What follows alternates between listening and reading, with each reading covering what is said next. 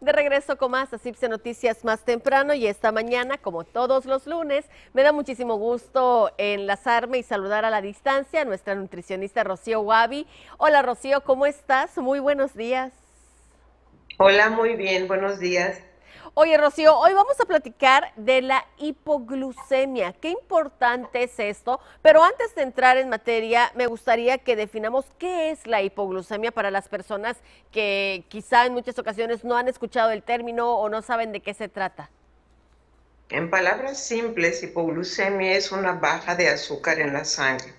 Cuando tu glucosa disminuye a menos de 70 miligramos por decilitro, entonces estamos hablando de que tenemos muy poquita glucosa en la sangre y empezamos con malestares. La hipoglucemia no es únicamente relativa a diabéticos. Una persona no diabética puede tener también estas cuestiones de tener de repente una baja glucosa en sangre, y sí es una cuestión que tenemos que saber manejar y es delicado. Ahora bien, acabas de tocar un punto importante, Rocío. ¿Qué es lo que causa la hipoglucemia si yo no tengo diabetes? ¿Qué es lo que la provoca? Bueno, pueden ser varios factores. Algunos medicamentos la pueden provocar. Un ayuno prolongado la puede provocar también. Ejercicio intenso puede ser una causa de ellos. Un estrés, una emoción repentina muy fuerte también puede provocar que nuestra glucosa se nos baje. ¿Cómo podemos detectarla, Rocío? ¿Es por medio de estudios, de análisis que nosotros podríamos saber si presentamos esto? Es más confiable hacerlo mediante unas pruebas de glucosa. Aunque hay síntomas, no toda la gente llega a tener los síntomas. Hay gente Ujú, que es asintomática, claro. pero algunos de los síntomas pueden ser como mareos, debilidad, cansancio, apetito, náuseas, sudoración, baja presión, palpitaciones intensas o rápidas. Son Ujú. algunos de los síntomas, pero repito, algunas personas pueden ser asintomáticas a ellos y llegar a tener niveles tan bajos de glucosas que inclusive podrían causar la muerte. Si llega ahora sí que a consecuencias aún más graves. Ahora bien, Rocío, sea o no sea diabético, si presento hipoglucemia, ¿qué es lo que debo de hacer? ¿Cuál es la alimentación que debo de seguir? Porque también aquí es importante cuidar qué comemos, qué es lo que estamos también nosotros consumiendo para poder ayudar o incluso para poder estar ahora sí que pues conviviendo con la enfermedad o con este mal. Sí, esa parte es muy interesante y voy a abarcar algunos de los puntos más importantes de esto, porque he tenido mucha gente que me llega que dice, lo primero que me dicen, yo tengo hipoglucemia, se me baja mucho el azúcar y tengo que comer azúcar, así que no me la quité. Y eso es un error muy grave. Cuando nuestra glucosa está por debajo, efectivamente tenemos que tomar un poquito de azúcar. ¿Cuánto es un poquito? Una cucharada de miel, media taza de un refresco, de un jugo, un vaso de leche descremada, porque la grasa desacelera la absorción de los azúcares, y deben de esperar aproximadamente 15 minutos a ver que sus niveles de glucosa se regulen. Si no se regulan, deben de volver a intentar con media taza de jugo o refresco azucarado, o una cucharada de miel, o unos caramelos, o una taza de leche descremada, y otra vez esperar 15 minutos a que la glucosa pueda llegar a las células y regularse en la sangre. Sí, pero eso es en caso de tener una baja. Ahora vamos al otro aspecto de este problema, que es donde la gente falla. Cuando tú estás teniendo bajos picos de glucosa en sangre y tú dices, cada vez que los tengo voy a consumir azúcares, tú perpetúas el ciclo. ¿Por qué? Porque la hipoglucemia se trata de que generalmente esta gente produce demasiada insulina, lo que provoca que los niveles de glucosa bajen por debajo de lo normal, ¿sí? Entonces, lo que menos tienen que hacer para mantenerse sin esos picos de hipoglucemia, o sea, de baja glucosa en sangre, es no dejar de comer. Hay que comer cada 2 a 3 horas aproximadamente. En cada uno de estos alimentos debemos de incluir algo de proteína, algo de grasa y muy bajos carbohidratos. De esa manera no vamos a tener picos de glucosa, lo que va a evitar que tengamos esas avenidas de insulina altas que provocan que la glucosa baje por debajo de lo normal. Y la gente a veces no entiende esto. La dieta o el tratamiento para una persona que tiene esos periodos de hipoglucemia no es diferente de una persona que sea diabética, exceptuando cuando ya los niveles han llegado a un estado más bajo, donde sí requieren ese aporte de glucosa. Si no es por ese motivo, no deben de estar consumiendo alimentos que sean ricos en azúcares o en carbohidratos simples.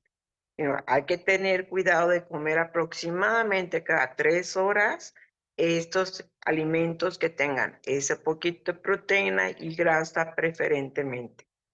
Así es, porque en muchas ocasiones, Rocío, hay personas que no saben que lo tienen y normalmente se da que, ay, porque si como un dulce ya me siento mejor, pero no sabemos la cantidad exacta de lo que requiere nuestro cuerpo.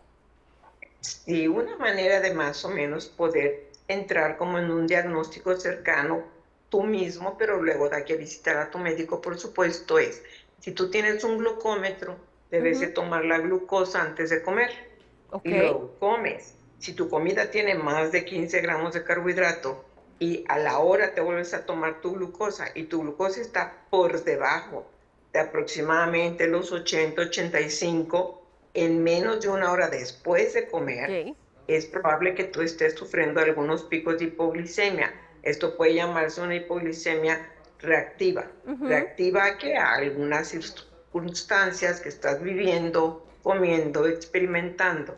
Y hay algunas que no son reactivas, o sea, que no son relativas a lo que está comiendo directamente el paciente. ujú. Ok, entonces aquí lo importante, como siempre, es, Rocío, acudir al especialista, acudir al médico para realizarse estos chequeos. Y bueno, esta pregunta también puede ser un poco, quizá un poco rara, Rocío, pero ¿esta hipoglucemia se puede presentar también en niños o solamente en Sí, adultos? ¿A qué edades? sí, por supuesto, pues a todas las edades, no hay una edad realmente definida para decir que se pueda presentar.